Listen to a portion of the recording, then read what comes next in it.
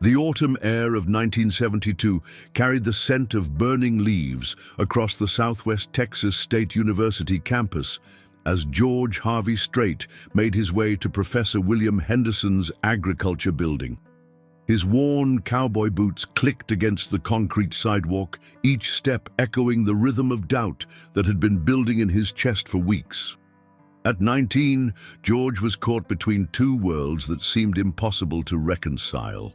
The practical world of agriculture that his family expected him to master, and the magnetic pull of music that consumed his thoughts during every waking moment. Professor William Henderson was a man of rigid principles and unwavering standards. At 52, he had spent the better part of 2 decades molding young minds in the art and science of modern farming. His weathered hands told the story of a man who had worked the soil before he taught others to do the same. Standing 6 feet tall with steel-gray hair that he kept meticulously combed, Henderson commanded respect through his encyclopedic knowledge of crop rotation, soil composition, and livestock management. Students either loved him for his passion or feared him for his exacting standards. There was rarely any middle ground. George had enrolled in Henderson's Advanced Agricultural Sciences course with the best of intentions. His family had always been connected to the land, and there was an unspoken expectation that he would continue that tradition.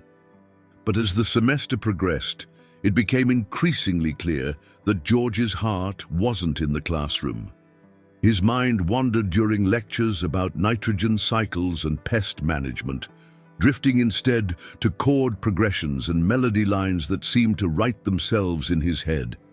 The trouble had started in September when George missed 3 consecutive classes to perform with his band, Ace in the Hole, at a small honky-tonk in New Braunfels.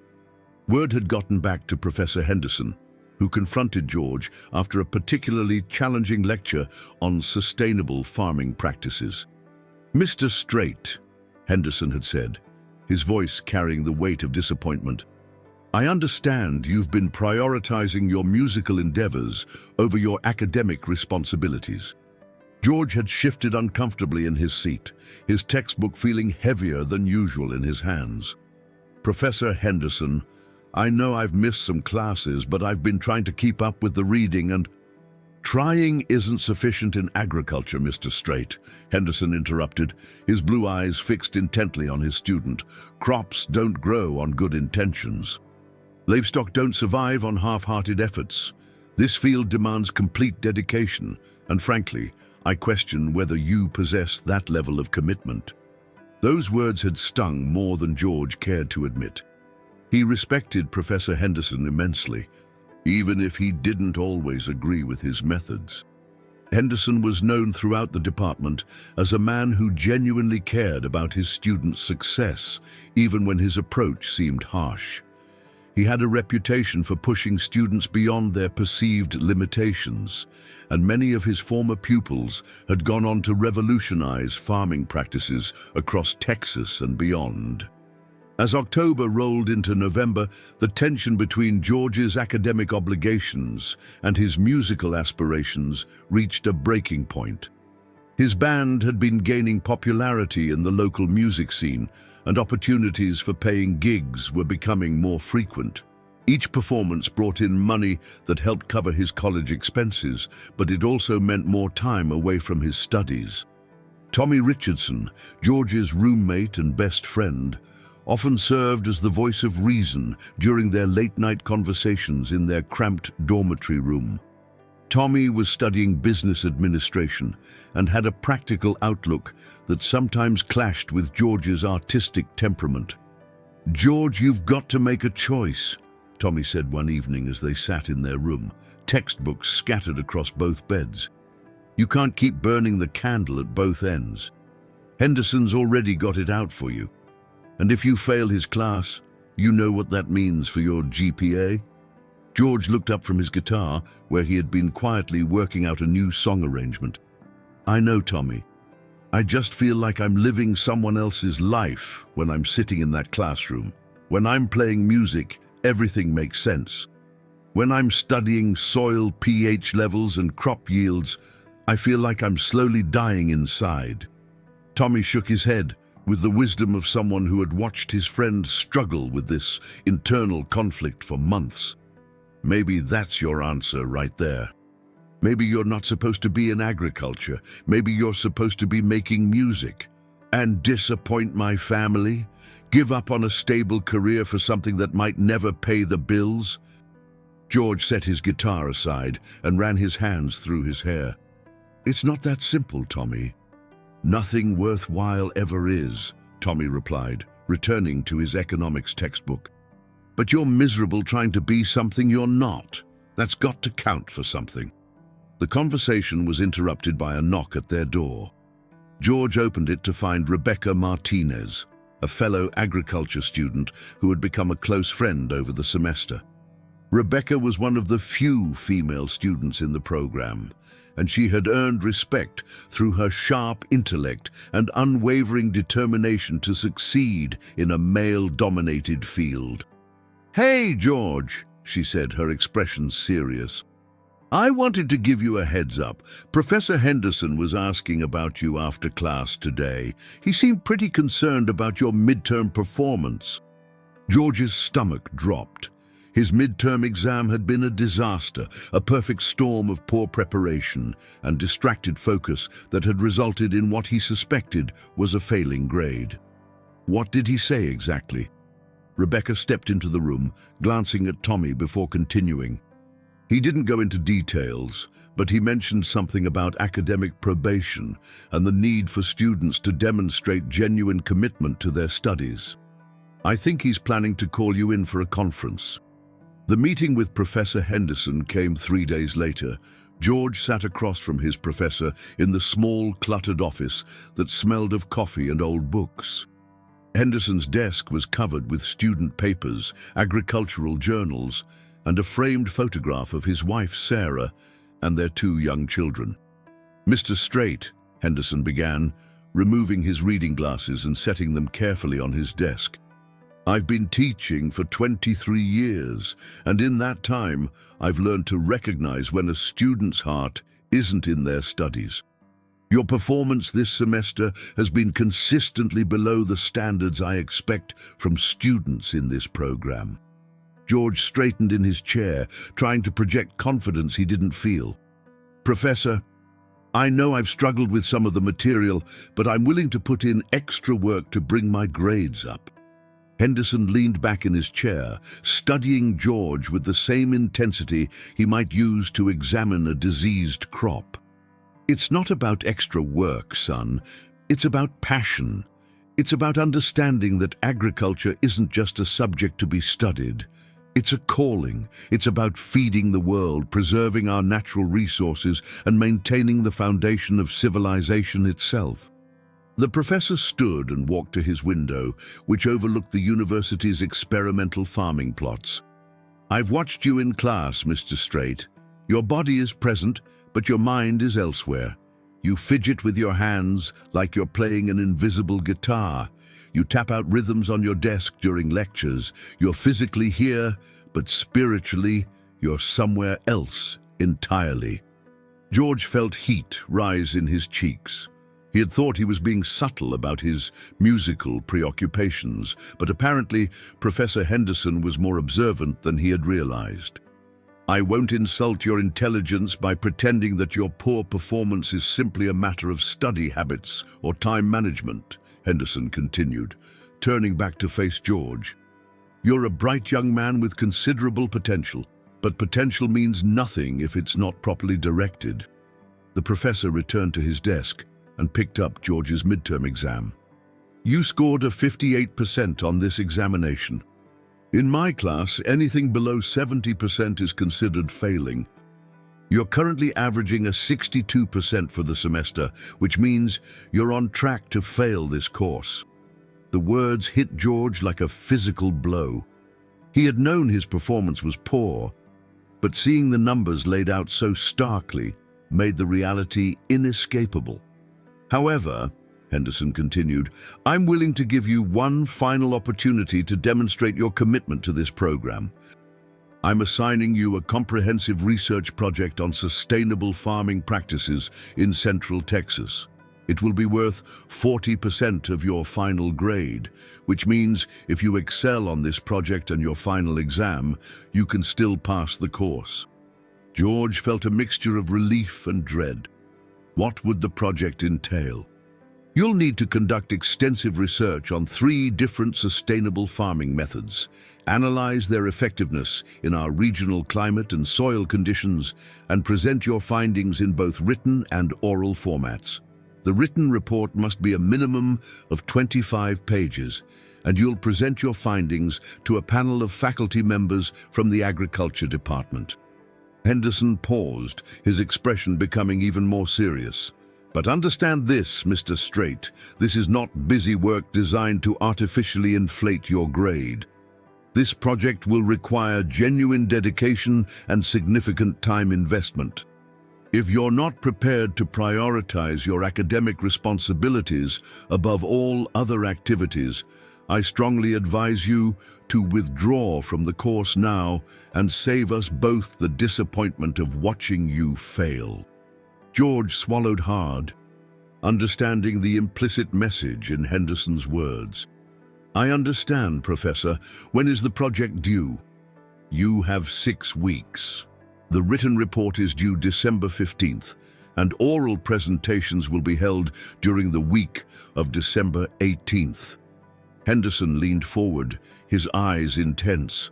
Mr. Strait, I want you to succeed. Every fiber of my being as an educator is invested in helping my students reach their potential, but I cannot want success for you more than you want it for yourself. As George left Henderson's office that afternoon, he felt the weight of an impossible decision pressing down on his shoulders. 6 weeks. 6 weeks to produce a research project that would determine not just his grade in Henderson's class, but potentially his entire academic future. 6 weeks during which his band had already committed to a series of increasingly important gigs, including a potential recording opportunity that could change everything. That evening, George called his parents from the payphone in his dormitory hallway. His father, John Byron Strait Sr., was a man of few words but strong convictions. His mother, Doris Codd Strait, had always been his emotional anchor, offering support even when she didn't fully understand his choices. Son, you know we support whatever decision you make, his mother said, her voice crackling slightly through the long-distance connection. But you've always been one to see things through. If you started this program, maybe you owe it to yourself to finish it. His father's perspective was more direct. George, life's going to throw you curveballs no matter what path you choose. The question is whether you're going to swing at them or let them pass you by. If music is really what you want to do with your life, then you need to have the courage to pursue it fully. But if you're going to stay in school, then you need to give it everything you've got. After hanging up the phone, George walked back to his room to find Tommy waiting with 2 cups of coffee and a sympathetic expression. Rough conversation? Tommy asked, handing George one of the cups. My parents are being supportive, which somehow makes this even harder, George replied, sinking into his desk chair. If they were pushing me one way or the other, at least the decision would be made for me. Tommy sat on his bed, facing his roommate. George, I've been thinking about what you said the other night, about feeling like you're living someone else's life. I think that's important. I think that's maybe the most important thing you've said all semester. George looked up, surprised by the seriousness in his friend's voice. I've been watching you struggle with this for months, Tommy continued, and I've been thinking about my own life, about my business classes, and my plans for the future. The difference is, when I think about running a company someday, I get excited.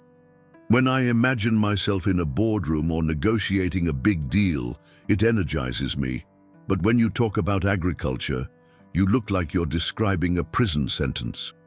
George sipped his coffee, considering Tommy's words. But music, Music isn't practical, it's not reliable, it's not something you can count on to pay the bills or support a family. Maybe not, Tommy agreed. But what's the point of paying bills if you're miserable doing it?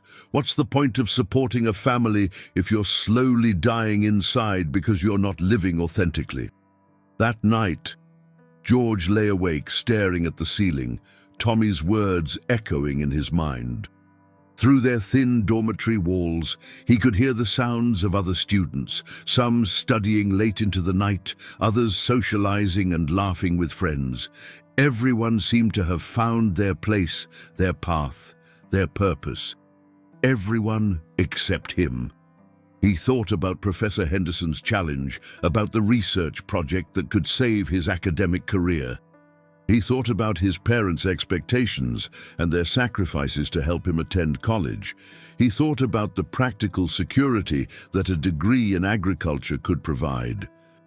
But he also thought about the feeling he got when he stepped onto a stage with his guitar, when the lights dimmed and the crowd quieted and everything else in the world faded away, except for the music.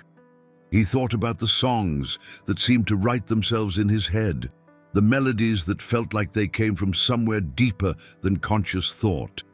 As dawn broke over the university campus, George Harvey Strait made a decision that would change the trajectory of his life forever.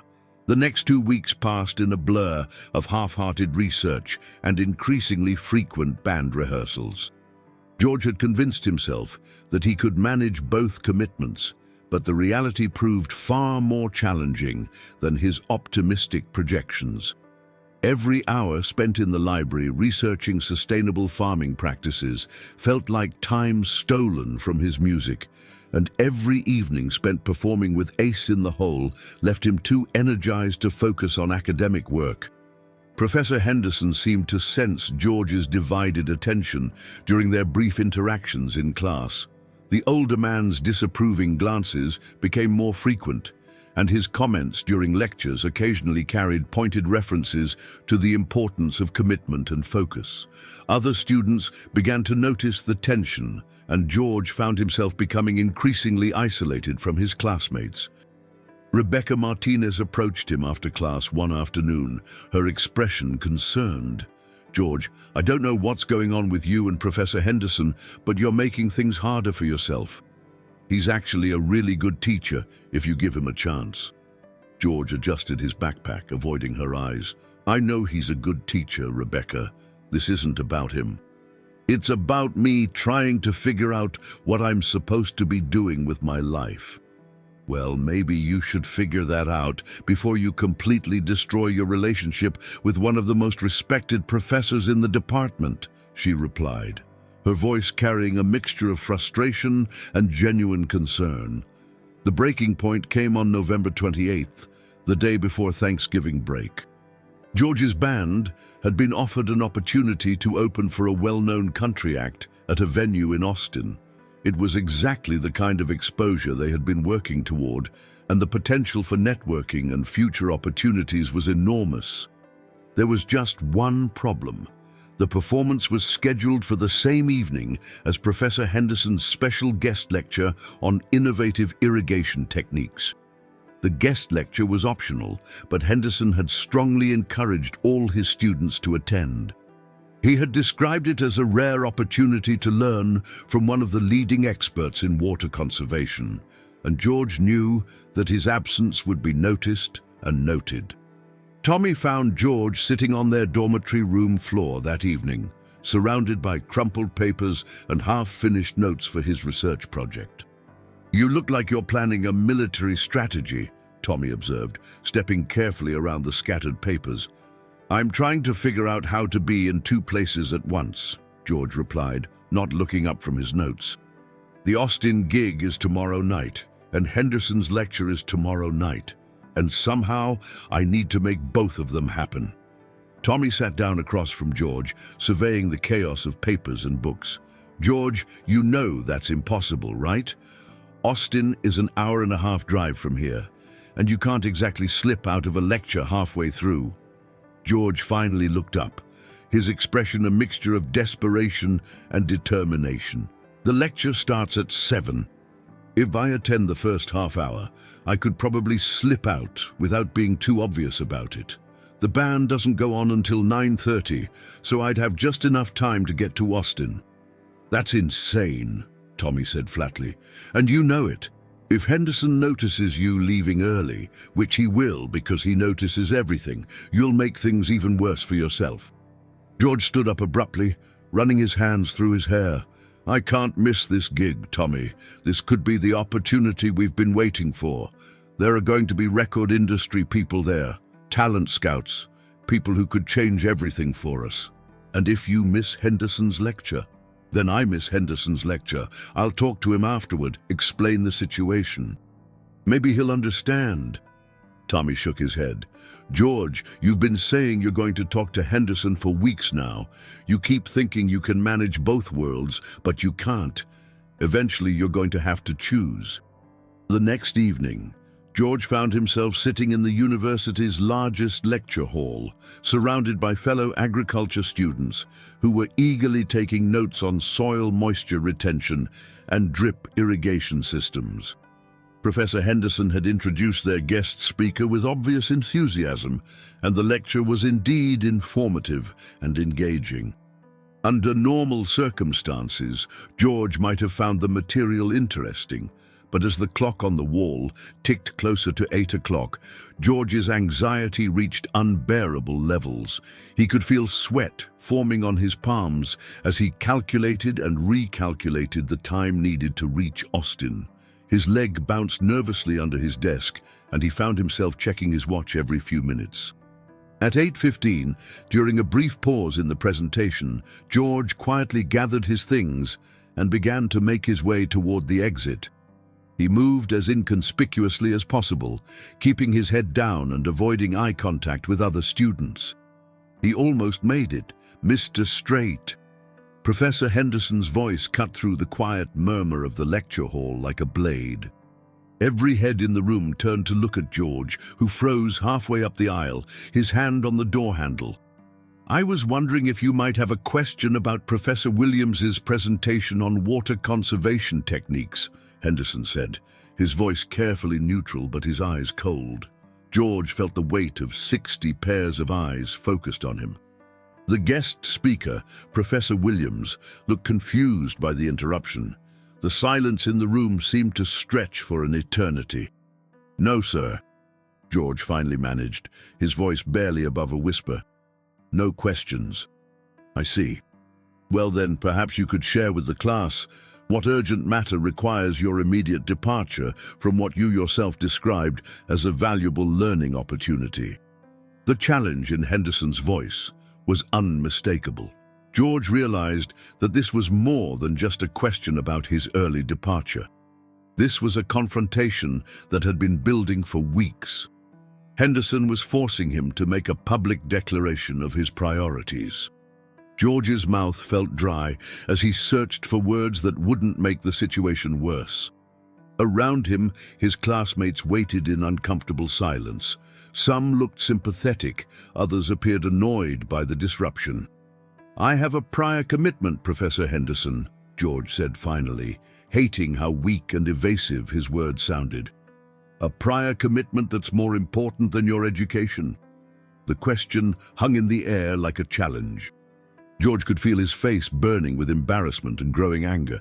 He understood that Henderson was trying to make a point, but the public nature of the confrontation felt humiliating and unfair.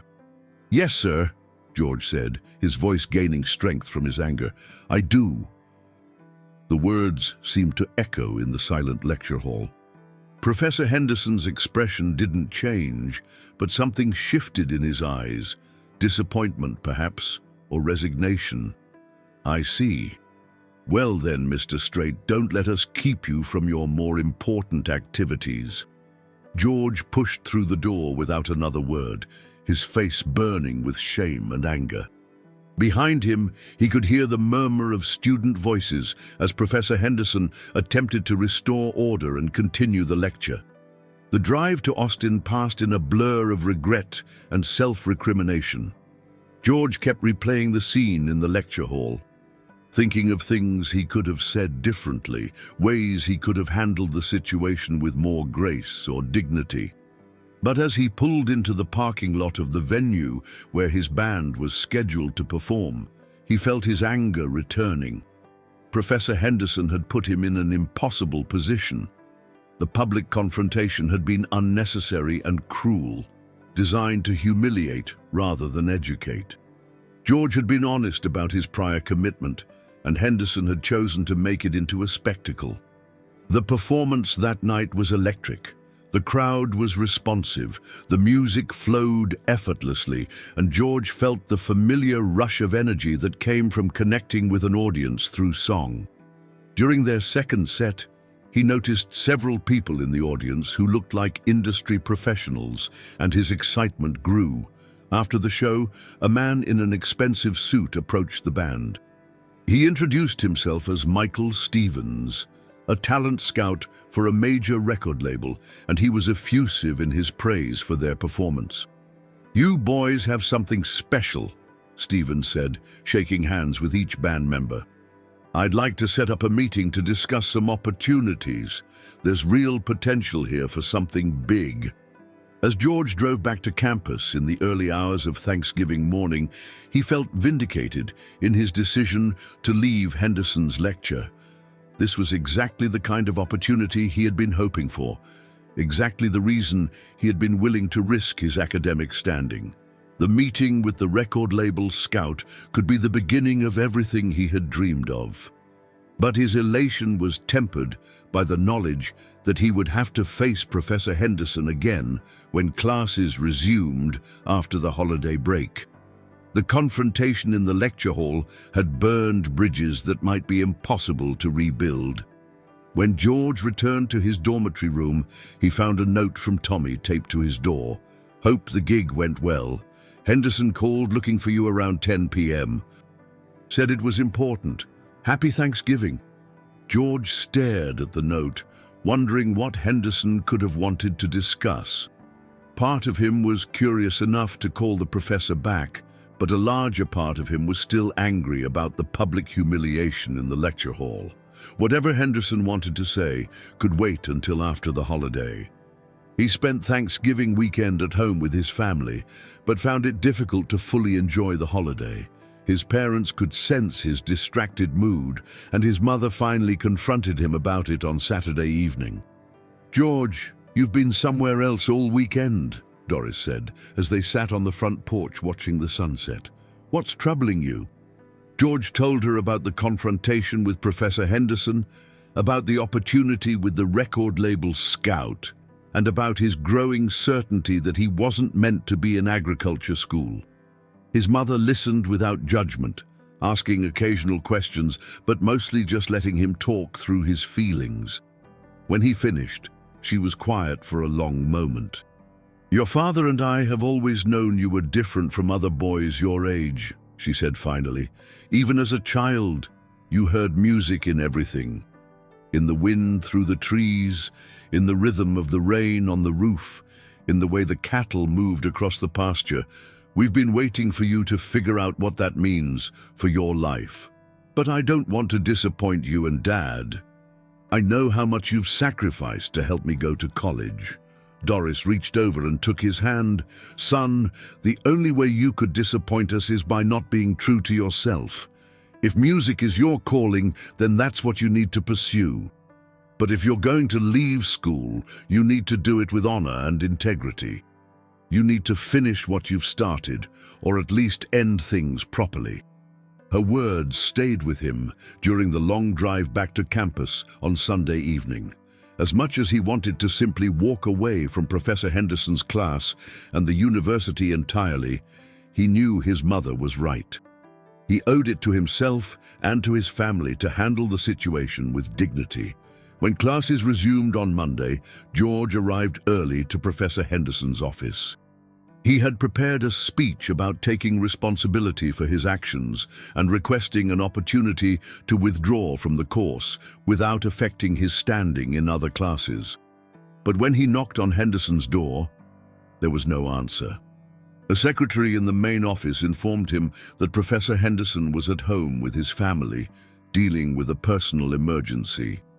His wife was in a car accident over the holiday weekend, the secretary explained, her voice lowered with concern. She's going to be fine, but she'll need surgery and a long recovery period.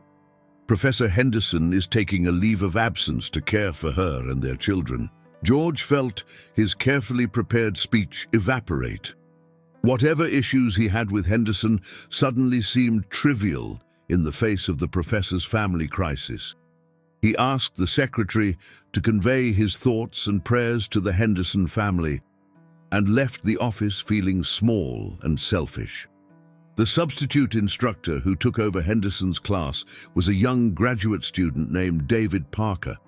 Parker was knowledgeable and well-meaning, but he lacked Henderson's passion and authority. Under Parker's guidance, the class felt rudderless, and George's already poor attendance became even more sporadic. December arrived with unusual warmth for Central Texas, and George found himself spending more time with his band and less time in class. The meeting with the record label Scout had led to several follow-up conversations, and there was talk of a recording contract that could be finalized before the end of the year. Tommy continued to serve as George's conscience, regularly reminding him about the research project that was due in just 2 weeks. "George, you can't just ignore this," Tommy said one evening, as George packed his guitar case for another performance. "Even with Henderson gone, you're still enrolled in the class. You're still responsible for the work." "Parker doesn't even know what Henderson assigned," George replied, checking his tuning one final time. "Half the class has stopped showing up. It's chaos in there." "That doesn't mean you can just blow off a 40% assignment. Your future is still riding on this." George paused in his preparations, finally looking directly at his roommate. "Tommy, my future isn't in that classroom. My future is with the band. We're going to sign with a record label. We're going to tour. We're going to make albums. That's my future." "And what if it doesn't work out? What if the record deal falls through? What if the band breaks up? What if you get injured and can't play anymore? What then?" The questions hit George harder than he expected. He had been so focused on the excitement of potential success that he hadn't seriously considered the possibility of failure. "Then, I'll figure something else out," he said finally. "But I can't keep living my life based on fear of what might go wrong. I have to take this chance." Tommy nodded slowly, recognizing the determination in his friend's voice. "Okay, but promise me you'll at least talk to Parker about the research project. Maybe you can work something out, get an incomplete instead of a failing grade. Keep your options open." George agreed to the conversation, more to appease Tommy than because he thought it would make any real difference. But when he met with David Parker the following week, he was surprised by the young instructor's understanding and flexibility. "Look, George," Parker said, leaning back in Henderson's chair, which still seemed too large for him. "I know this semester has been difficult for everyone. Professor Henderson's absence has created challenges for all his students, and I understand that you were already struggling before I took over." George appreciated Parker's diplomatic phrasing of his academic difficulties. "I've spoken with the department chair about several students who are in similar situations," Parker continued. "We're prepared to offer incompletes to students who can demonstrate good faith efforts to complete their assignments. You could take the research project over the summer and complete it under Professor Henderson's supervision when he returns." The offer was more generous than George had expected, and it would allow him to pursue the recording opportunity without completely destroying his academic record. But accepting the incomplete would also mean committing to return to agricultural studies, something he was increasingly certain he didn't want to do. "I appreciate the offer, Professor Parker," George said carefully. "Could I have a few days to think it over?" "Of course, but I'll need an answer by Friday. After that, grades have to be submitted, and a failing grade becomes permanent." George left the meeting feeling conflicted.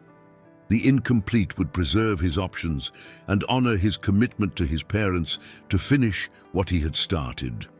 But it would also mean prolonging a situation that was making him increasingly miserable. That weekend, his band played what would turn out to be one of their most important performances. The venue was packed, the crowd was enthusiastic, and several music industry representatives were in attendance. After their set, George was approached by a woman named Linda Rodriguez, who represented a booking agency that specialized in country music acts. "I've been watching your career for several months," Rodriguez told him.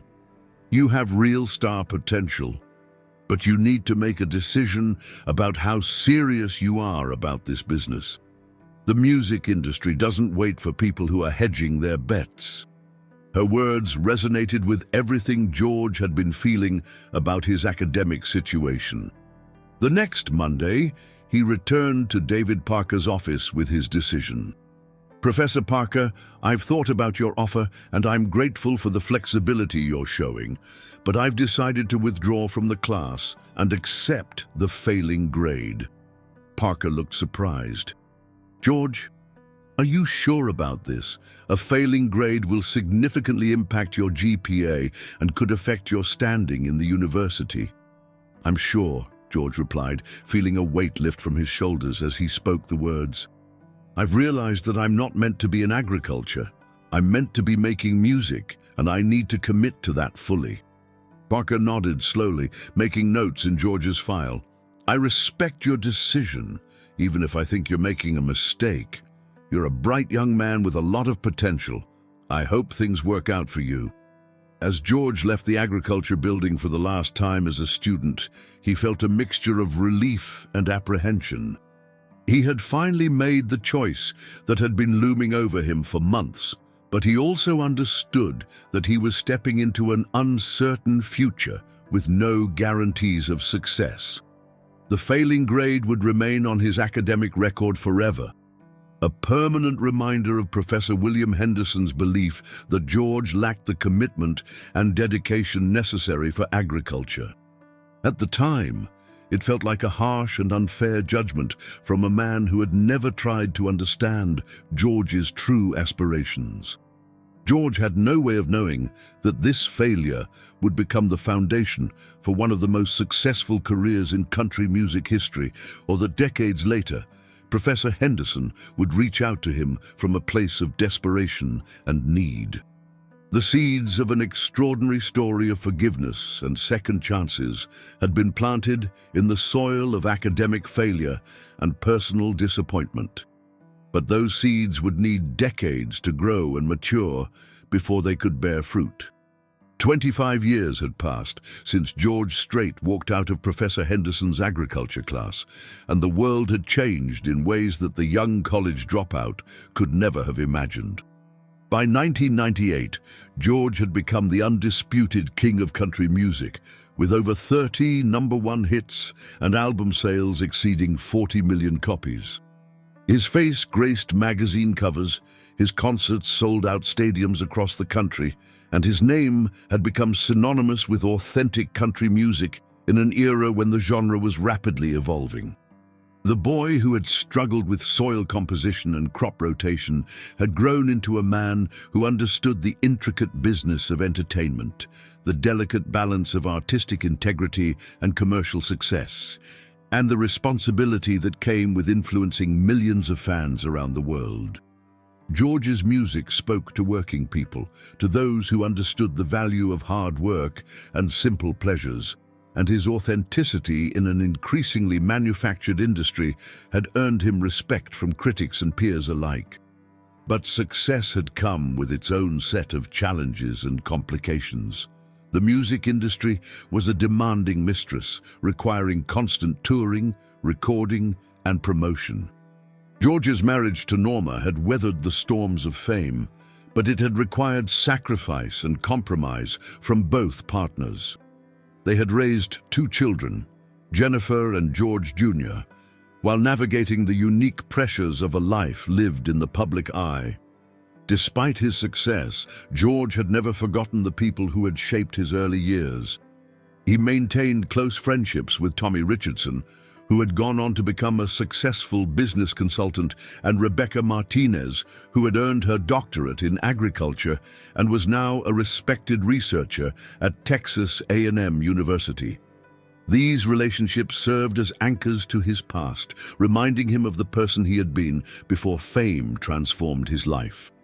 One person George had not spoken to since leaving Southwest Texas State University was Professor William Henderson. Over the years, he had occasionally wondered about his former teacher, but their parting had been too acrimonious for him to consider reaching out. The public confrontation in the lecture hall, followed by George's ultimate decision to fail the class, had created a chasm that seemed impossible to bridge. What George didn't know was that Professor Henderson had followed his career with a mixture of pride and regret. Henderson had watched George's rise to stardom with the complex emotions of a teacher who had failed to recognize a student's true potential. In quiet moments, Henderson wondered if he could have handled things differently, if he could have found a way to support George's musical ambitions while still maintaining academic standards. Henderson had continued teaching at the university until his retirement in 1995, earning recognition as one of the most effective educators in the agriculture department. His research on sustainable farming practices had contributed to significant advances in soil conservation and water management throughout Texas. Students who had learned from Henderson spoke of his passion, his expertise, and his unwavering commitment to excellence. But Henderson's personal life had been marked by challenges that tested his resilience and faith. His wife, Sarah, had never fully recovered from the car accident that had occurred during George's final semester. While she had survived the initial trauma, she had suffered complications that led to ongoing health problems requiring expensive medical treatment and round-the-clock care. The financial strain of Sarah's medical needs had been manageable during Henderson's working years, but retirement had brought unexpected complications. Henderson's pension, while adequate for basic living expenses, was insufficient to cover the mounting medical bills and specialized care that Sarah required. The situation had deteriorated rapidly in the past 2 years. Sarah's condition had worsened, requiring expensive treatments that were only partially covered by insurance. Henderson had exhausted his savings, taken out a second mortgage on their home, and even sold personal possessions to pay for her care. But it wasn't enough. At 78 years old, William Henderson found himself facing a financial crisis that threatened to destroy everything he had worked for throughout his life. The man who had spent decades teaching others about planning and sustainability was watching his own carefully constructed life crumble under the weight of circumstances beyond his control. Henderson's children, Michael and Patricia, were both struggling with their own financial responsibilities. Michael worked as a high school teacher in Dallas, supporting his own family on a modest salary. Patricia was a social worker in Houston, dedicated to helping underprivileged children, but earning barely enough to cover her own expenses. Both had offered what help they could, but neither was in a position to provide the substantial financial assistance their father needed. The breaking point came on a cold February morning when Henderson received a foreclosure notice from the bank.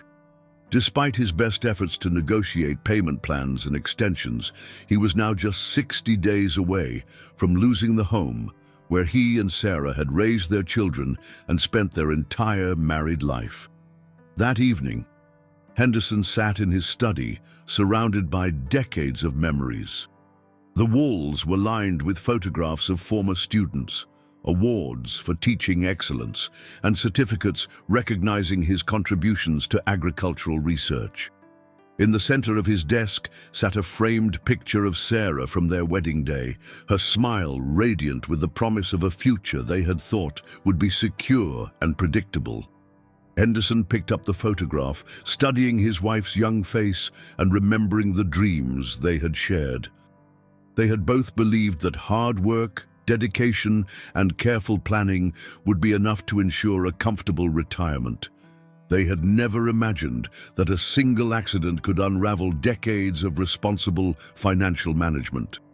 As Henderson contemplated his limited options, his eyes fell on a magazine that his daughter Patricia had left during her last visit.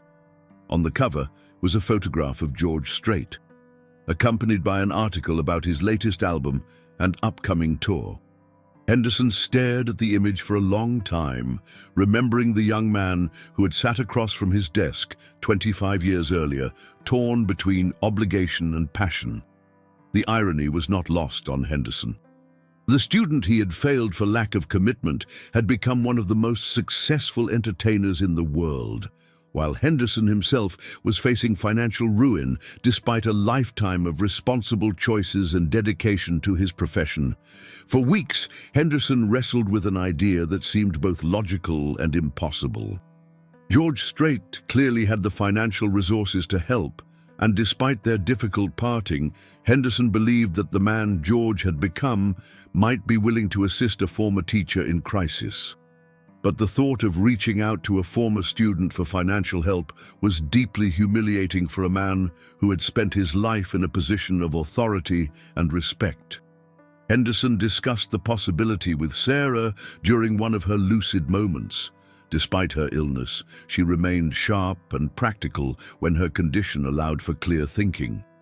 "William," she said, her voice weak but determined, "pride is a luxury we can no longer afford. If George Strait can help us, and if you believe he might be willing to do so, then you need to ask. Not for yourself, but for us, for our family." Her words carried the weight of a 50-year marriage and the practical wisdom of a woman who had faced adversity with grace and courage. Henderson knew she was right, but the actual act of reaching out still felt overwhelming. Tommy Richardson, now a successful business consultant in Austin, had maintained friendships with both George and several of their former classmates. Through a mutual acquaintance, Henderson was able to obtain Tommy's contact information. After several days of internal debate, Henderson finally picked up the phone. "Tommy, this is William Henderson. I was George Strait's agriculture professor at Southwest Texas State back in the 70s. Tommy was surprised to hear from Henderson after so many years, but he listened with growing concern as the former professor explained his situation. Henderson's voice carried the weight of desperation and the humiliation of a proud man forced to ask for help. "Professor Henderson, I'm so sorry to hear about your wife's condition and your financial difficulties," Tommy said. "I remember you as one of the most dedicated teachers I ever had. This situation isn't a reflection of any failure on your part." "I appreciate your kindness, Tommy," Henderson replied. "I'm calling because I'm hoping you might be willing to reach out to George on my behalf. I know our relationship ended poorly, and I'm not sure he would be willing to speak with me directly." Tommy agreed to serve as an intermediary, though he warned Henderson that George's schedule was extremely demanding and that it might take some time to arrange a conversation. What Tommy didn't tell Henderson was that he wasn't sure how George would react to hearing from his former professor after so many years. When Tommy finally reached George by phone, he was surprised by his friend's immediate concern for Henderson's situation. "Tommy, I had no idea Professor Henderson was going through such a difficult time," George said. "Despite our disagreements, I always respected him as a teacher. He was passionate about his subject and genuinely cared about his students' success. He's asking for your help, George. I know it's a lot to ask given your history with him." George was quiet for a long moment, considering the complexities of the situation. "Tommy, I don't need to think about this. Of course I'll help. Professor Henderson and his wife shouldn't lose their home because of medical bills. That's not right." "Are you sure? I know the way things ended between you two wasn't pleasant. That was 25 years ago, Tommy. We were different people then. I was a confused kid trying to figure out my life, and he was a teacher trying to maintain standards. Neither of us handled the situation perfectly, but that doesn't mean I'm going to let him suffer when I have the ability to help." George's response surprised Tommy, though perhaps it shouldn't have. Despite his fame and success, George had remained remarkably grounded and generous. His charitable contributions were well known throughout Texas, and he had quietly helped numerous individuals and families facing financial hardships. "How do you want to handle this?" Tommy asked. "I want to speak with Professor Henderson directly. Can you set up a phone call?" Tommy arranged for the conversation to take place the following evening. Henderson spent the day in a state of nervous anticipation, rehearsing what he would say and trying to prepare himself for any possible response from his former student. When the phone rang at exactly 7 o'clock, Henderson's hands were trembling as he answered. "Professor Henderson, this is George Strait." The voice was deeper than Henderson remembered, seasoned by years of performing and matured by experience, but there was a warmth in it that surprised the older man. "George," Henderson said, his voice barely steady, "I want to thank you for taking the time to speak with me. I know how busy you must be. Professor, Tommy told me about your situation with Mrs. Henderson's medical expenses and the foreclosure notice. I'm very sorry to hear about the challenges you're facing." Henderson felt tears welling in his eyes at the compassion in George's voice. "George, I need you to know how difficult this is for me. I've never asked a former student for financial assistance, and I'm not sure I would be doing so now if my wife's health weren't at stake. Professor Henderson, you don't need to explain or apologize. We all face situations that are beyond our control. The important thing is that we help each other when we can." The conversation continued for nearly an hour.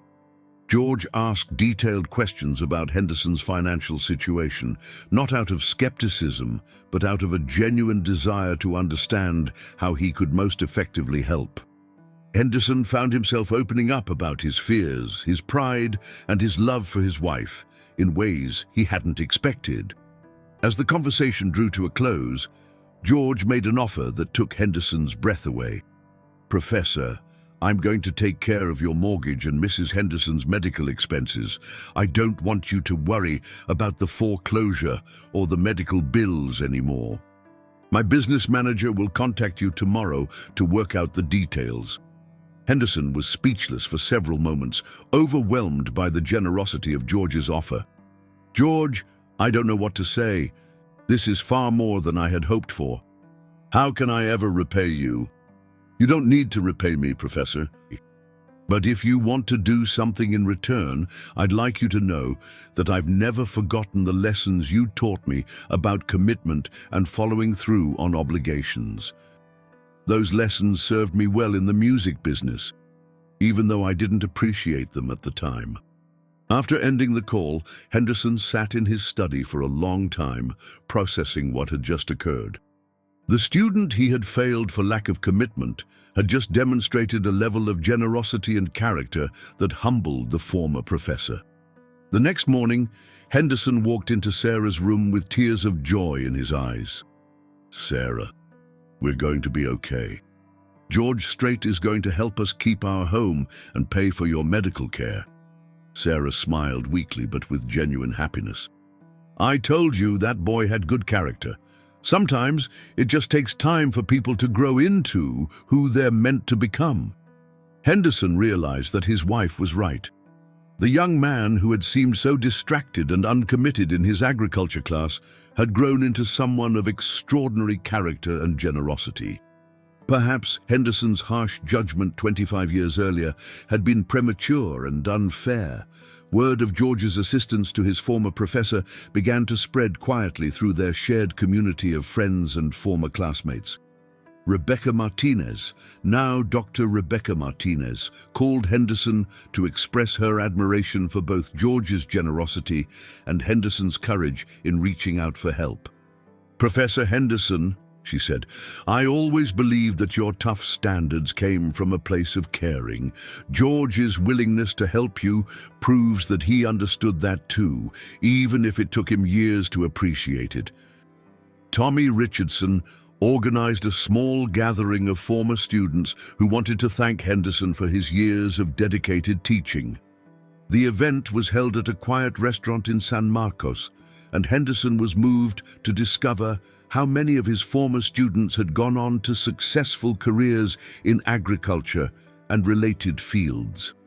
"Professor Henderson," said James Wilson, who now ran a successful organic farming operation, "you taught us that agriculture was about more than just growing crops. You taught us that it was about nurturing life and taking responsibility for the future. Those lessons shaped all of us."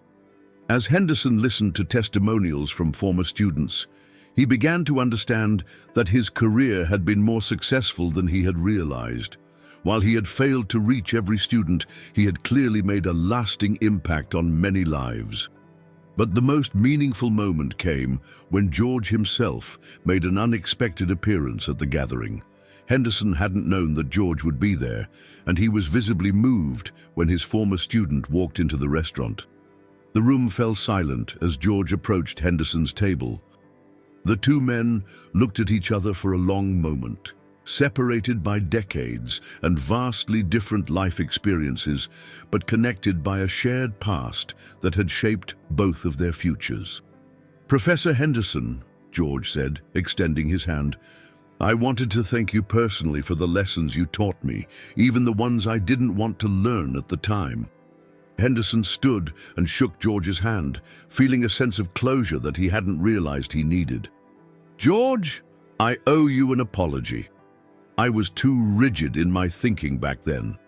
I couldn't see past your absences and poor test scores to recognize your true potential. I failed you as a teacher." George shook his head.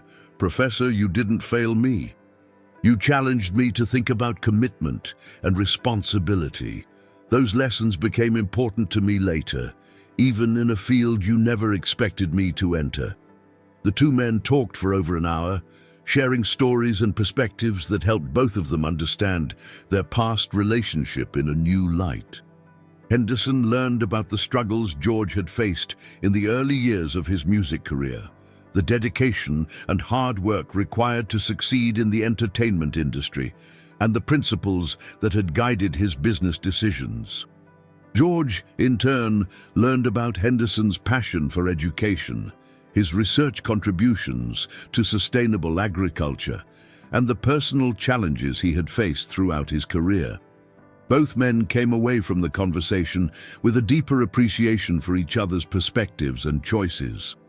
As the evening drew to a close, George made one final gesture that would cement the transformation of their relationship.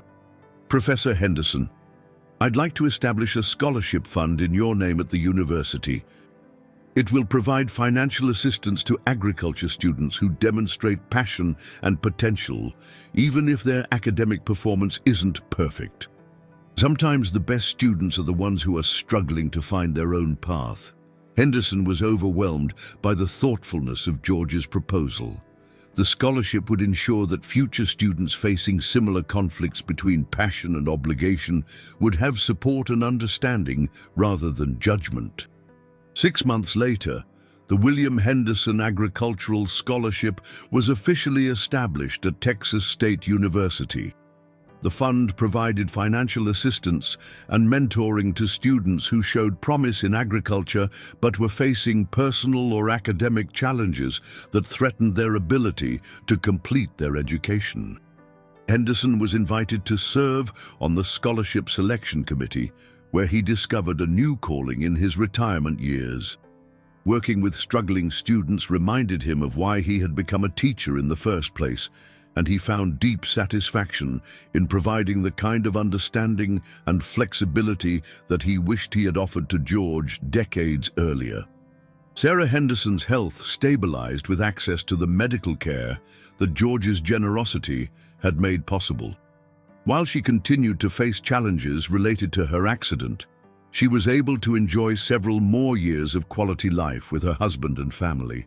The story of George Strait's assistance to his former professor became a powerful example of forgiveness, growth, and second chances.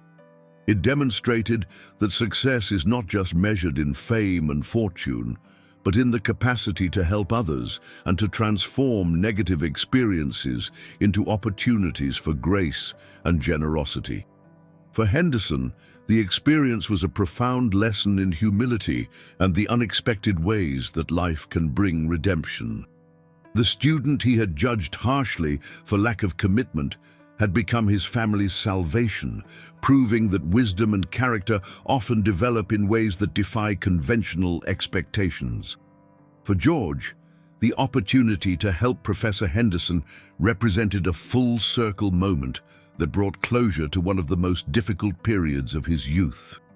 It allowed him to demonstrate that his success had not changed his fundamental values or his respect for those who had shaped his early years, even when their influence had been challenging or uncomfortable. The establishment of the William Henderson Agricultural Scholarship created a lasting bond between George and his former professor that extended far beyond their initial reconciliation. In the months following their reunion, Henderson began serving as an informal mentor to George, offering perspectives on leadership, character, and the responsibilities that come with influence and success. Their conversations, initially focused on the scholarship selection process, gradually expanded to encompass broader discussions about life, purpose, and the ways that adversity can shape character. Henderson found himself sharing insights gained from decades of teaching and from his own struggles with Sarah's illness and their financial crisis. "George," Henderson said during one of their phone conversations, "I've been thinking about the young man who sat in my office 25 years ago and the man you've become. The transformation has been remarkable, but I don't think it was just about success in the music industry. I think it was about learning to channel your passion in a way that serves something larger than yourself." George appreciated Henderson's perspective, particularly coming from someone who had known him during his most uncertain and confused period. "Professor, I think you're right. The music gave me a platform, but the real growth came from understanding that talent is a responsibility, not just an opportunity." Henderson had observed George's career from a distance, noting not just his commercial success, but his reputation for professionalism, authenticity, and generosity. Unlike many celebrities who seemed to lose their grounding as they gained fame, George had remained connected to his roots and values. "You know, George," Henderson continued, "I used to tell my agriculture students that the real test of a farmer isn't how well his crops grow in ideal conditions, but how he responds when facing drought, disease, or other challenges. I think the same principle applies to life. Your character wasn't really tested by your success. It was revealed by how you handled the struggles that came before the success and by how you've used your platform to help others." These conversations led to Henderson becoming something of a confidant and advisor to George, particularly regarding his charitable activities and business decisions. Henderson's academic background and life experience provided a different perspective from George's usual circle of music industry professionals and business managers. When George was considering various charitable initiatives, he often consulted with Henderson about their potential impact and effectiveness. Henderson's background in education and his recent experience with financial hardship gave him insights that proved valuable in shaping George's philanthropic efforts.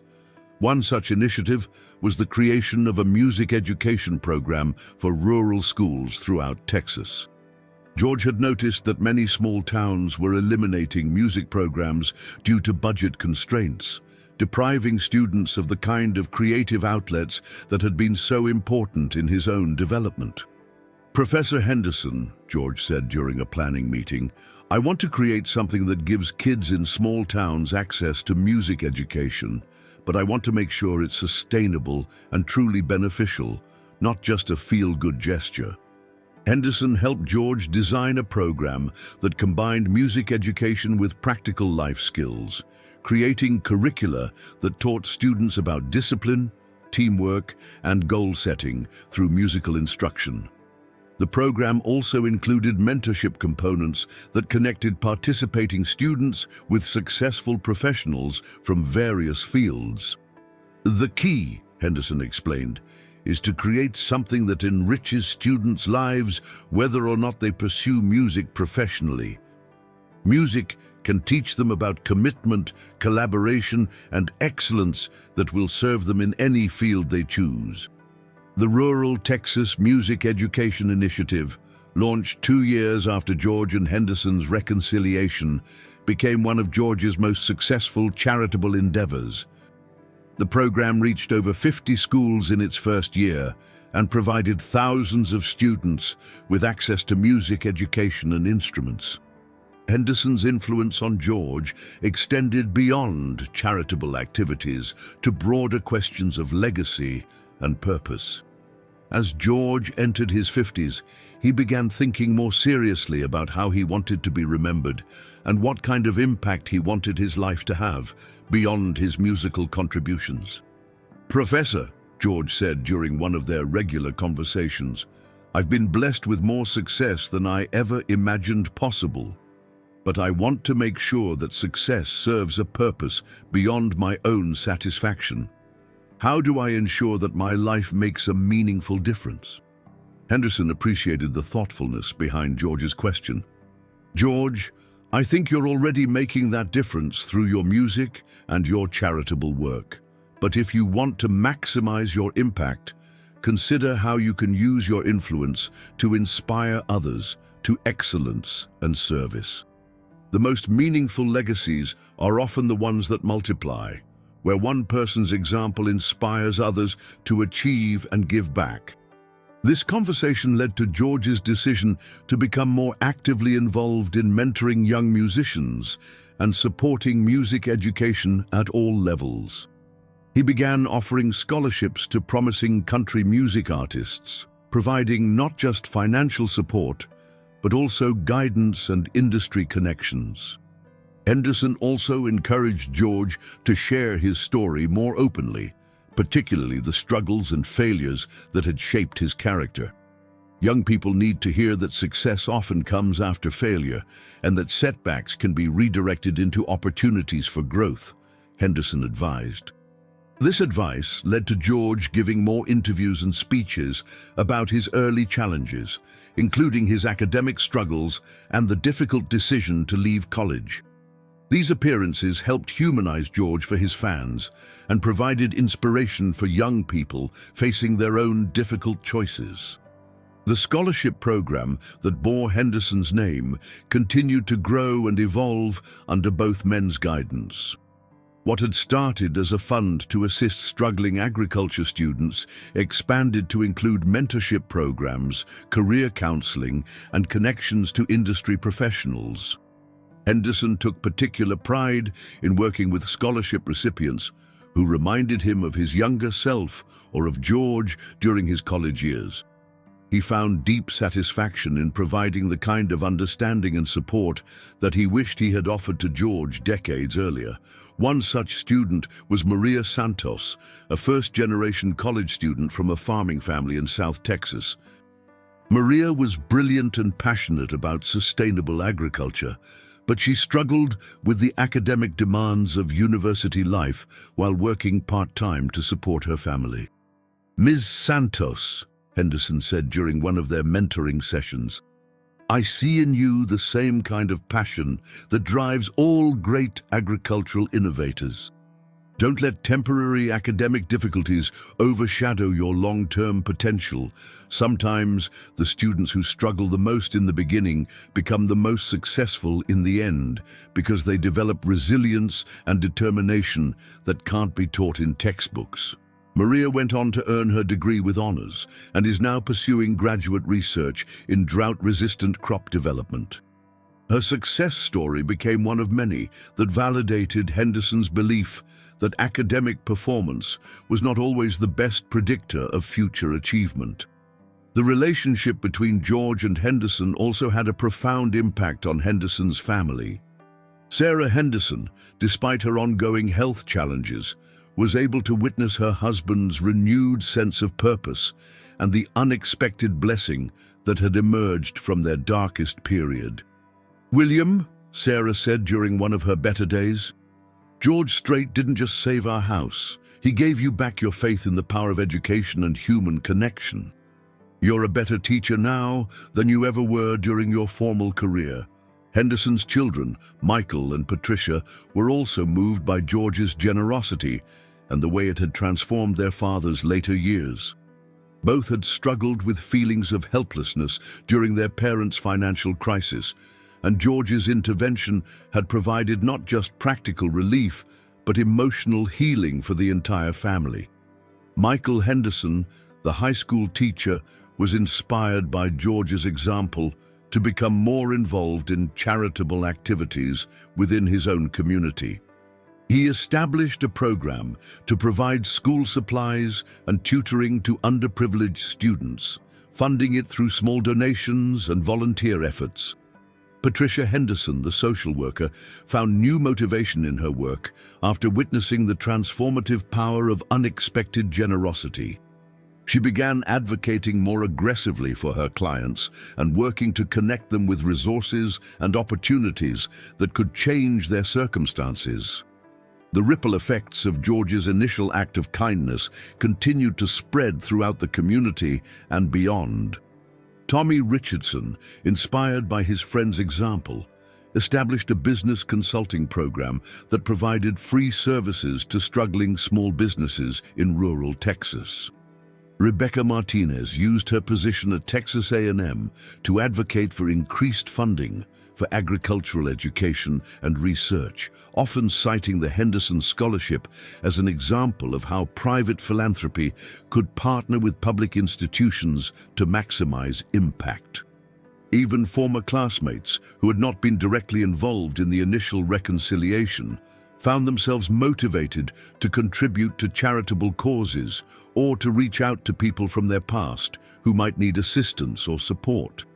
The story of George Strait and Professor Henderson became something of a local legend, demonstrating the power of forgiveness, second chances, and the unexpected ways that life can bring redemption from failure and disappointment.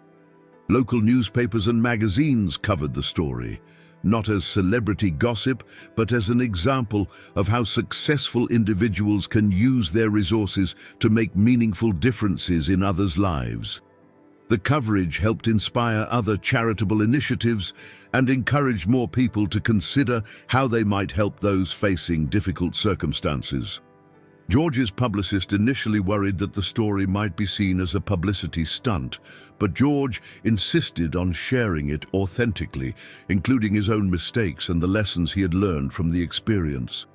"This isn't about making me look good," George told his team.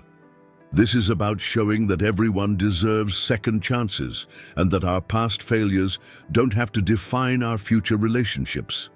If sharing this story encourages other people to help those in need, then that's what matters." The story resonated particularly strongly with other celebrities and successful individuals who had experienced similar conflicts between their artistic ambitions and family or social expectations. Several high-profile musicians reached out to George to share their own stories and to ask for advice about establishing charitable programs. This led to George becoming something of an informal advisor to other entertainers interested in meaningful philanthropy. He consistently emphasized the importance of personal connection and long-term commitment rather than one-time gestures or publicity-driven donations. The real impact comes from building relationships and understanding the people you're trying to help, George would tell other celebrities. Professor Henderson's situation taught me that the most meaningful assistance is often the most personal. As the years passed, the relationship between George and Henderson deepened into a genuine friendship that enriched both men's lives. Henderson provided George with perspective and wisdom that complemented his other advisors, while George gave Henderson a sense of continued purpose and the satisfaction of knowing that his teaching had ultimately made a profound difference in at least one student's life. Their story became a testament to the power of grace, forgiveness, and the unexpected ways that apparent failures can lead to greater successes than originally imagined. Henderson's harsh judgment of George's commitment had seemed final and devastating at the time, but it had ultimately contributed to George's determination to prove himself and to use his success for the benefit of others. For Henderson, the experience taught him that wisdom sometimes requires acknowledging the limitations of one's perspective and remaining open to the possibility that students might find success in ways that defy conventional expectations. For George, helping Professor Henderson represented not just an act of generosity, but a completion of his own personal growth journey. A demonstration that he had indeed learned the lessons about commitment and responsibility that Henderson had tried to teach him, even if he had applied those lessons in an unexpected field. The William Henderson Agricultural Scholarship continued to grow and evolve, eventually expanding beyond Texas to include programs in other states.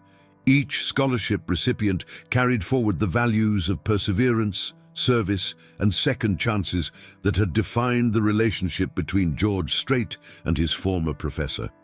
The story served as a reminder that education's most important lessons are often learned outside the classroom, that success can take many different forms, and that the most meaningful achievements are those that enable us to lift others up along the way. Epilogue: The Harvest of Grace. 5 years after their reconciliation, George Strait stood on the stage of the newly constructed Henderson Agricultural Center at Texas State University, preparing to address an audience of students, faculty, and community members who had gathered for the dedication ceremony. The building, funded jointly by George's Foundation and state resources, housed classrooms, research facilities, and the administrative offices for the scholarship program that now bore both men's names. Professor William Henderson, now 83 years old but still sharp and engaged, sat in the front row next to his wife Sarah, whose health had stabilized enough to allow her to attend this meaningful event. Beside them sat their children, Michael and Patricia, along with grandchildren who had grown up hearing stories about the famous country singer who had saved their family's home and transformed their grandfather's final years. In the audience were dozens of scholarship recipients from the past 5 years, young men and women who represented the living legacy of George and Henderson's unlikely partnership. Among them was Maria Santos, now pursuing her doctoral degree in agricultural science, and James Mitchell, a young man from East Texas who had overcome learning disabilities to excel in sustainable farming practices. Tommy Richardson had traveled from Austin for the ceremony, accompanied by Rebecca Martinez and several other former classmates who had witnessed the original conflict between George and Henderson more than 3 decades earlier. The presence of these longtime friends served as a bridge between George's past and present, connecting the uncertain young man he had once been with the confident leader he had become. As George approached the podium, he reflected on the journey that had brought him to this moment. The agriculture building where he had once struggled as a student now stood as a monument to second chances and the transformative power of forgiveness. The professor who had once failed him for lack of commitment was now one of his closest advisors and dearest friends. "When I was a student here 30 years ago," George began, his voice carrying easily through the state-of-the-art auditorium, "I thought education was about memorizing facts and passing tests. I thought success meant avoiding failure and following a predetermined path to security and respectability." He paused, making eye contact with Henderson, who nodded encouragingly. "Professor Henderson taught me that I was wrong about all of those things. Education is about developing character and learning to think critically about complex problems. Success is about finding your authentic purpose and pursuing it with integrity and determination. And failure is often just another word for a lesson you haven't learned yet.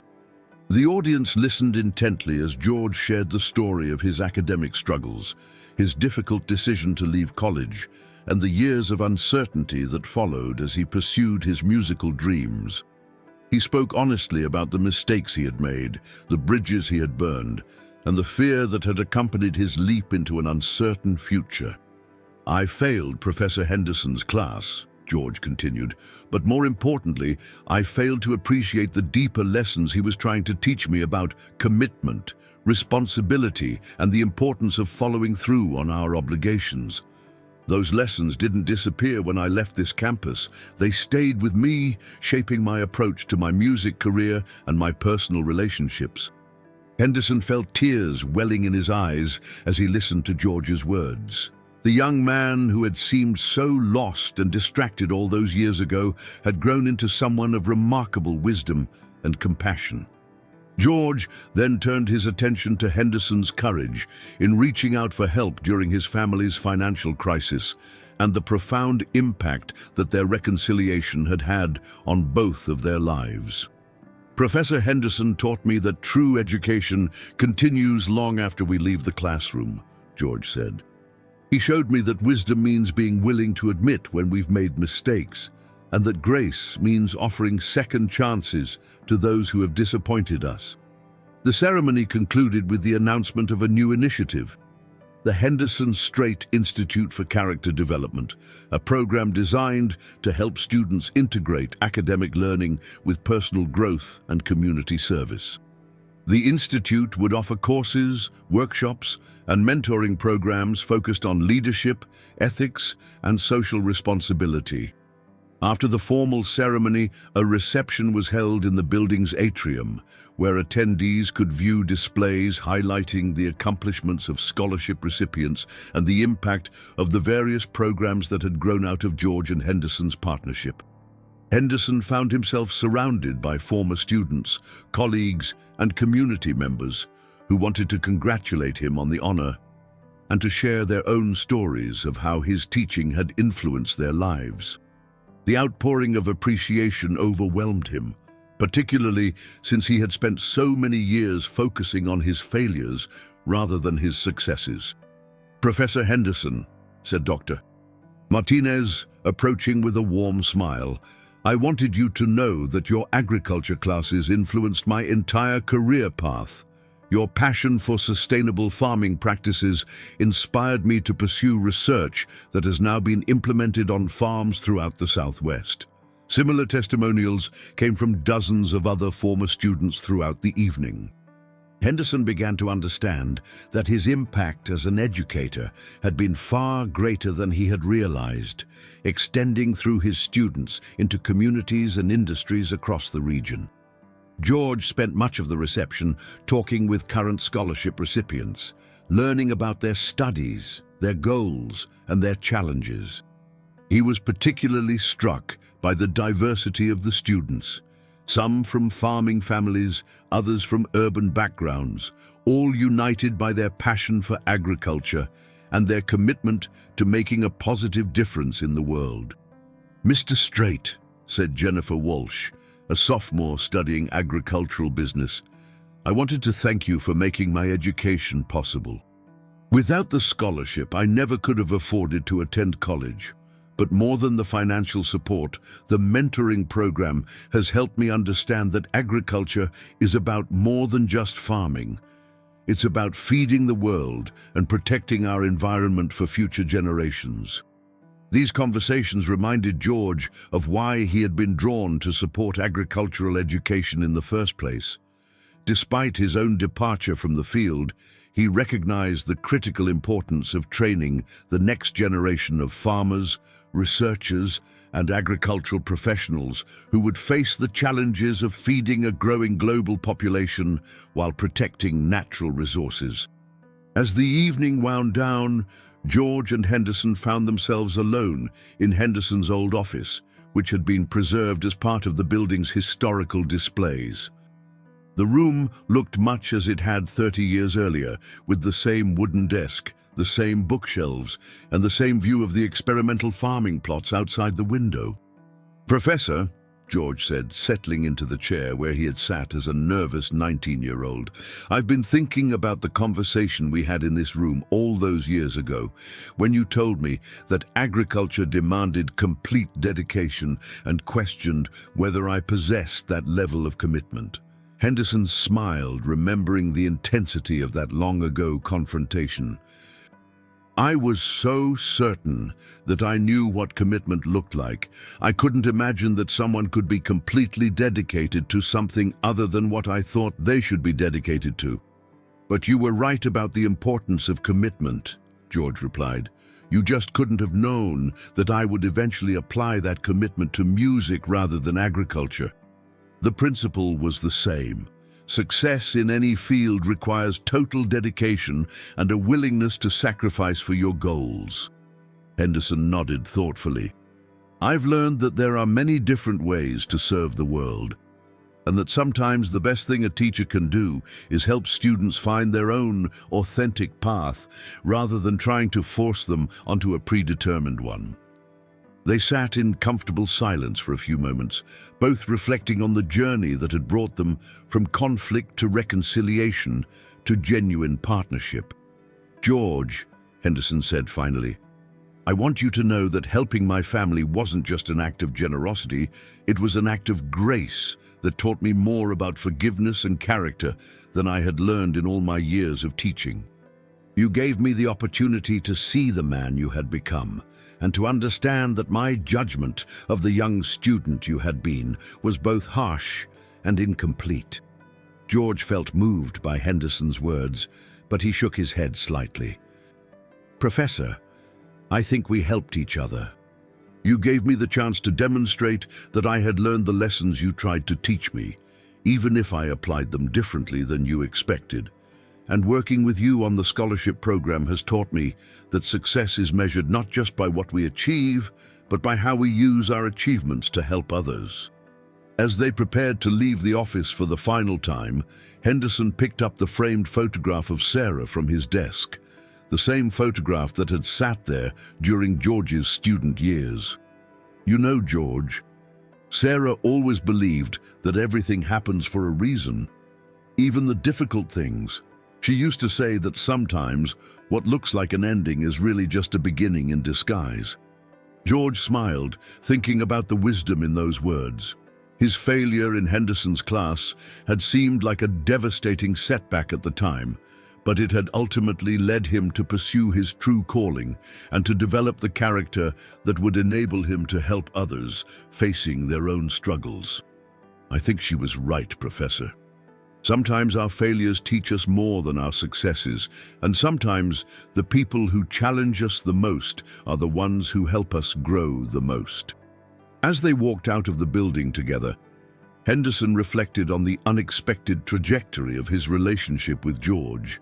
The student he had judged most harshly had become one of his dearest friends and closest collaborators. The young man who had seemed least committed to agricultural principles had become one of the most generous supporters of agricultural education in the state. The story of George Strait and Professor William Henderson had become more than just a tale of reconciliation between a teacher and student. It had evolved into a powerful example of how failure can be transformed into opportunity, how judgment can give way to understanding, and how individual acts of grace can create ripple effects that touch countless lives. The Henderson Strait Agricultural Scholarship Program continued to grow, eventually expanding to include partnerships with universities across the country. Each scholarship recipient carried forward the values of perseverance, service, and second chances that had defined the relationship between the country music superstar and his former professor. The programs they had created together served thousands of students over the years, many of whom went on to make significant contributions to agriculture, education, and their communities. The ripple effects of their partnership extended far beyond what either man could have imagined, when they first reconciled over a desperate phone call about medical bills and foreclosure notices.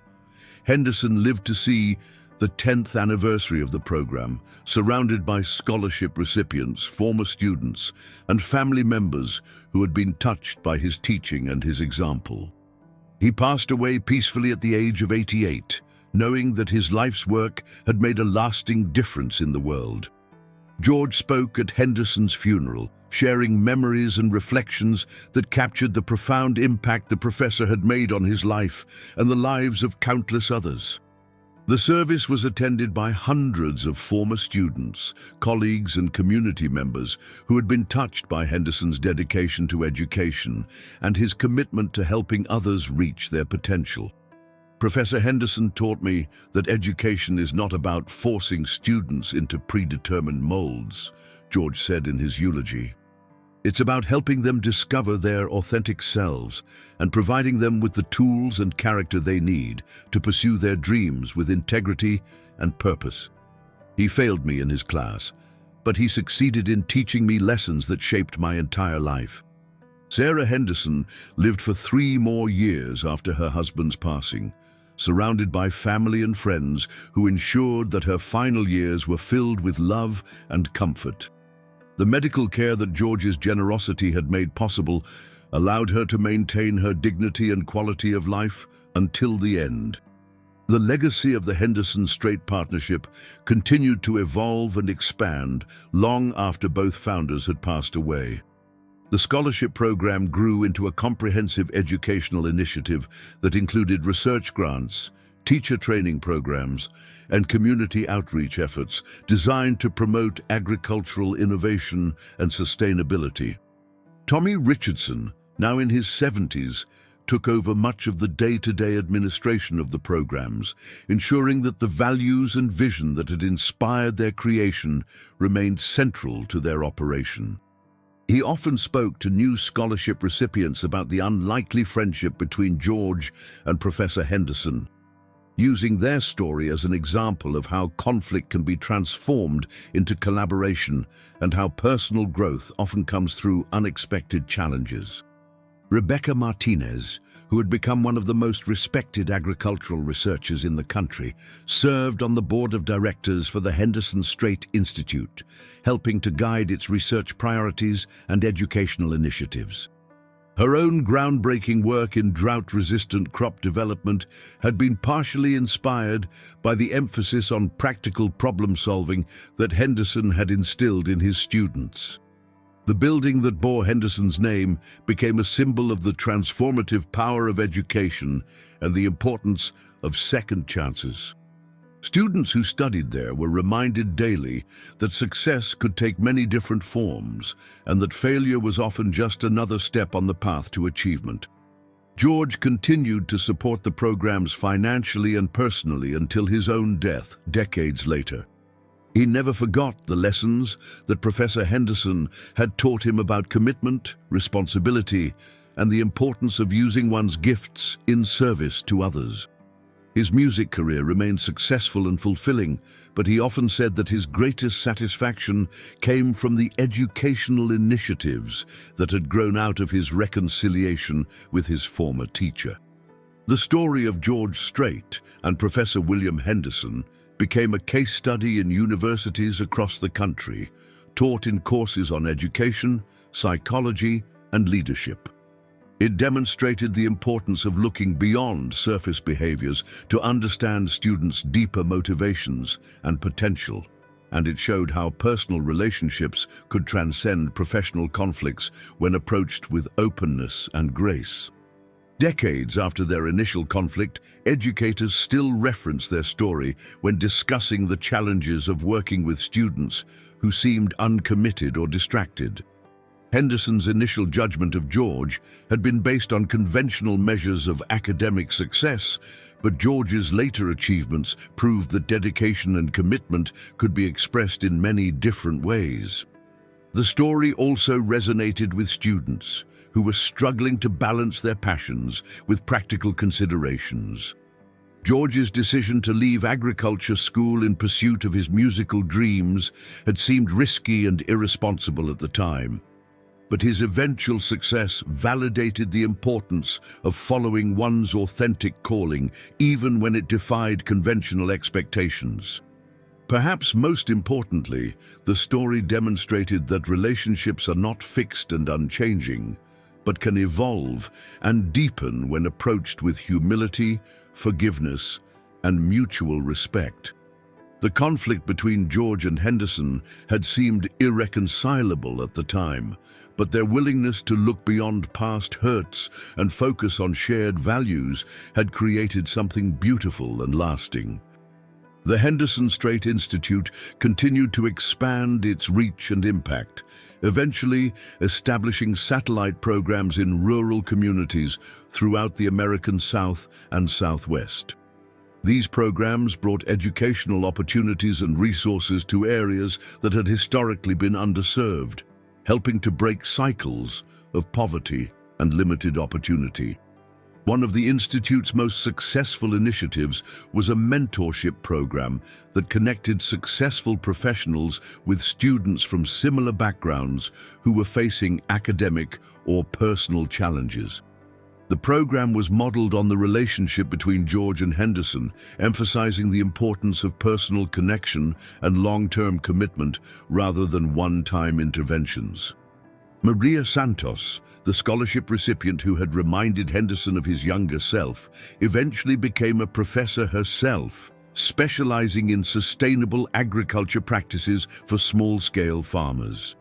She often told her students about the professor who had believed in her potential even when her grades didn't reflect her capabilities, and about the country music star who had funded her education and shown her that success carried with it the responsibility to help others. James Mitchell, the young man from East Texas who had overcome learning disabilities, developed innovative farming techniques that increased crop yields while reducing environmental impact. His work was implemented on farms throughout the region, helping to improve both economic outcomes and ecological sustainability for rural communities. These success stories, and hundreds of others like them, validated the vision that George and Henderson had shared about the transformative power of education when combined with personal support and encouragement. The scholarship recipients became living proof that investment in human potential could yield returns far beyond what traditional metrics might suggest. The Institute also became a center for research on innovative teaching methods and student support systems. Faculty members from universities across the country came to study the programs and to learn about approaches to education that emphasized character development alongside academic achievement. One of the most significant findings from this research was the importance of understanding students as complete individuals rather than simply academic performers.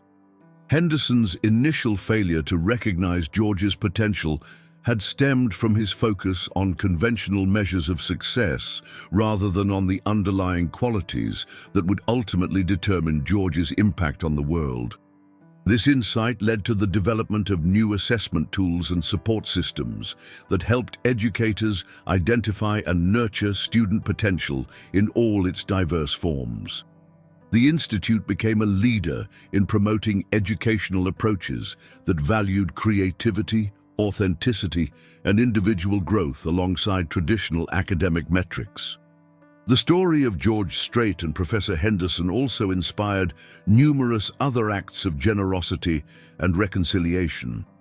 Other successful individuals reached out to teachers, mentors, or former classmates who had influenced their lives, seeking to express gratitude or to provide assistance during difficult times. These individual acts of grace created a ripple effect of positive impact that extended far beyond any single relationship or institution. Communities became more supportive, educational institutions became more flexible and understanding, and successful individuals became more conscious of their responsibilities to give back and to help others. The legacy of the Henderson Strait Partnership ultimately transcended the specific programs and institutions that bore their names. It became a symbol of the possibility for transformation and redemption in human relationships, and a reminder that our failures and conflicts often contain the seeds of our greatest successes and most meaningful connections.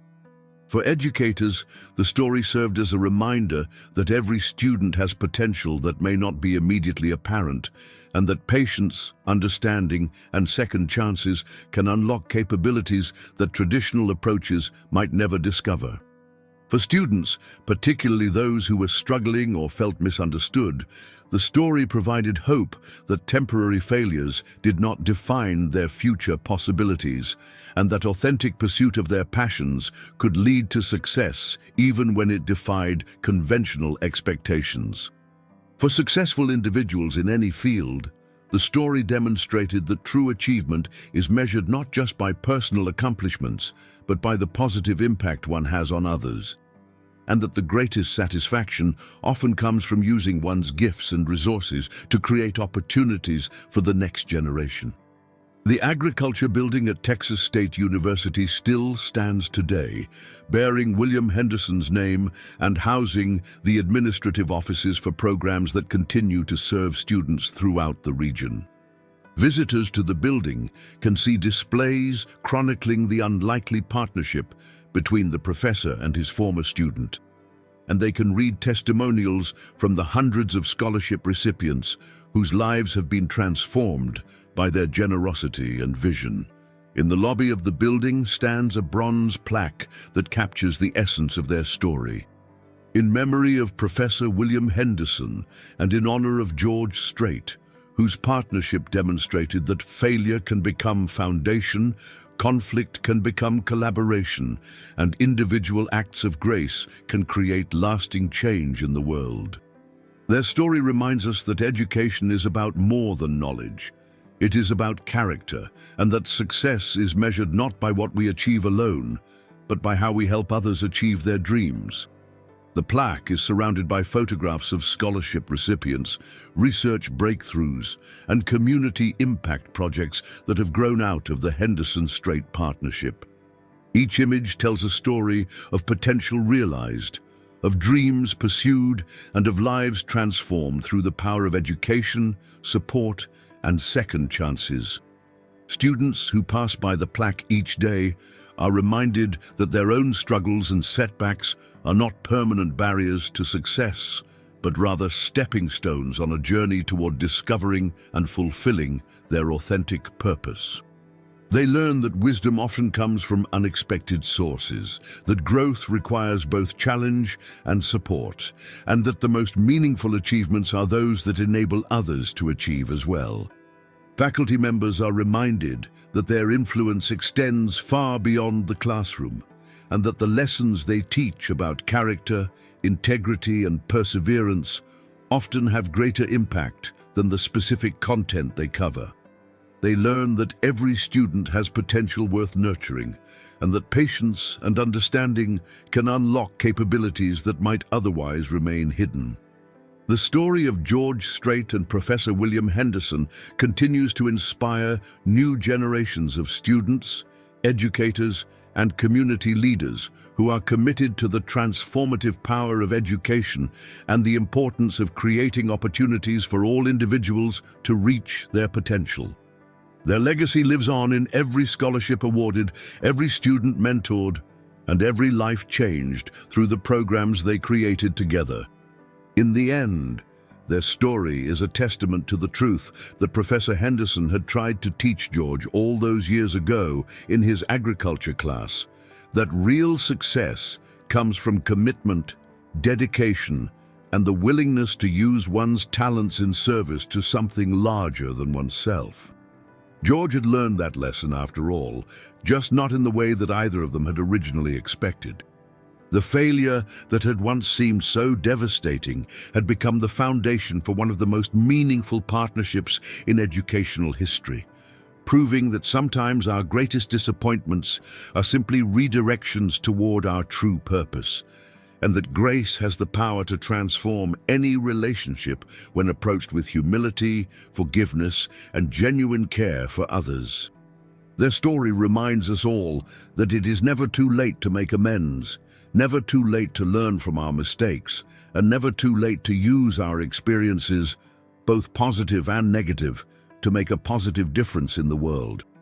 The harvest of grace that grew from their unlikely partnership continues to nourish and inspire people around the world, demonstrating that the most powerful force for change is often simply one person choosing to help another, and that true education happens when knowledge is combined with compassion, wisdom is paired with humility, and success is shared with those who need a helping hand to reach their own potential.